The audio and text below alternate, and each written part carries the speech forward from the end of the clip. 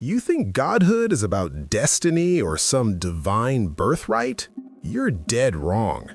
In a world of cursed techniques and titan gods, Toji Fushiguro and Kenny Ackerman are the cold, hard reality that shatters your favorite power-scaling fantasies.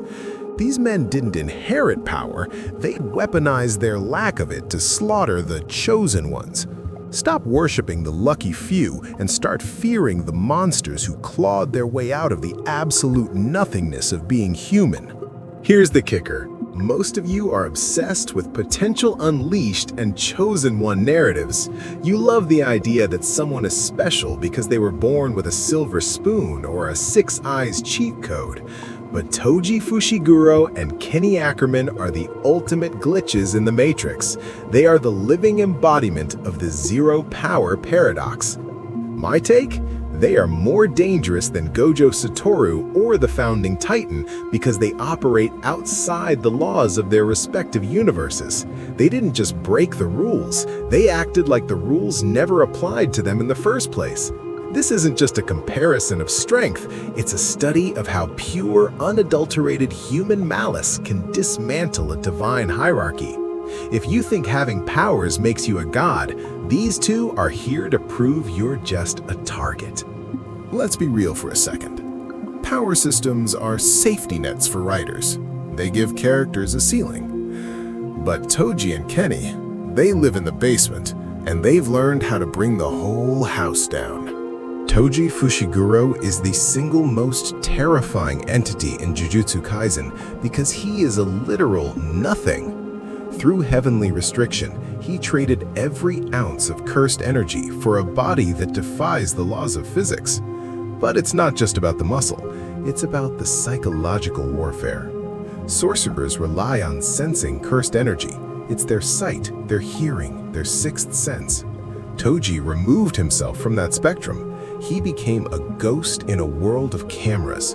When he walked into the Star Religious Group compound, he wasn't just a mercenary, he was a natural disaster that the most powerful sorcerers in history couldn't see coming. He didn't use magic to beat Gojo, he used a $5 flea market strategy of exhaustion and a well-timed blade to the throat.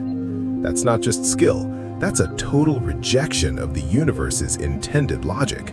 Now look at Kenny the Ripper.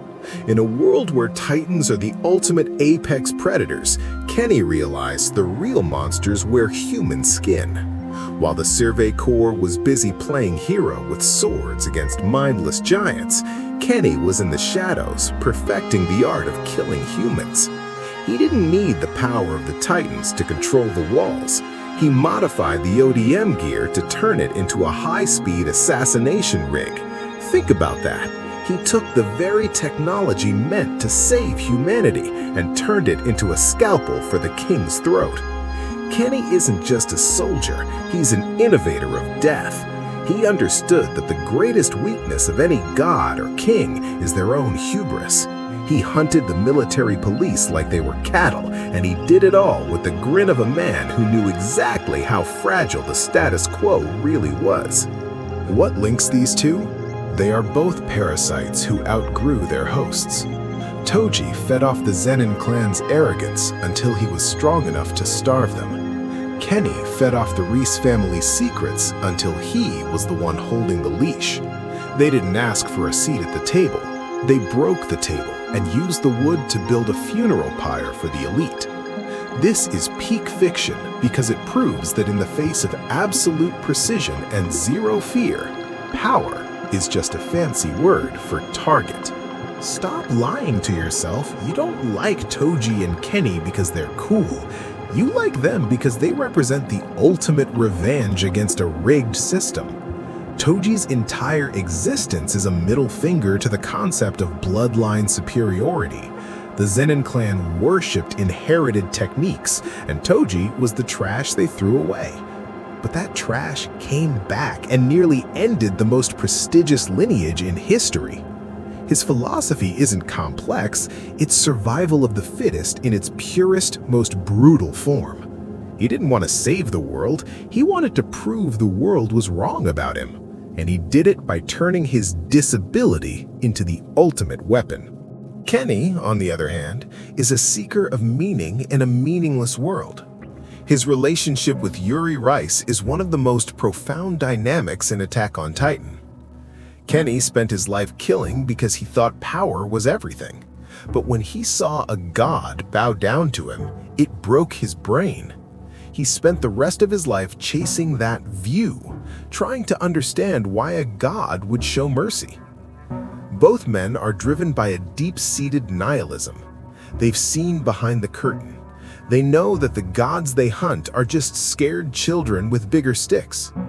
Toji died because he couldn't let go of his pride, and Kenny died because he realized that even with all the power in the world, you're still a slave to something. They are the tragic mirrors of our own desire to break the chains of our limitations. I already see the comments typing, but Titan, they both died. Toji got erased by purple and Kenny bled out in a forest. How can they be better? If that's your take, you've missed the point entirely. Death isn't a failure in their world, it's the final punctuation mark on a statement. Toji didn't lose to Gojo. He forced Gojo to become a god just to survive him. Without Toji, Gojo stays a talented brat. Toji was the whetstone that sharpened the world's strongest weapon. As for Kenny, he didn't die a loser. He died giving Levi the choice he never had. He passed on the serum not to a chosen one, but to the man who would finally break the cycle. Their losses were the catalysts for the entire plot to move forward. They didn't just participate in the story, they were the friction that made the story happen.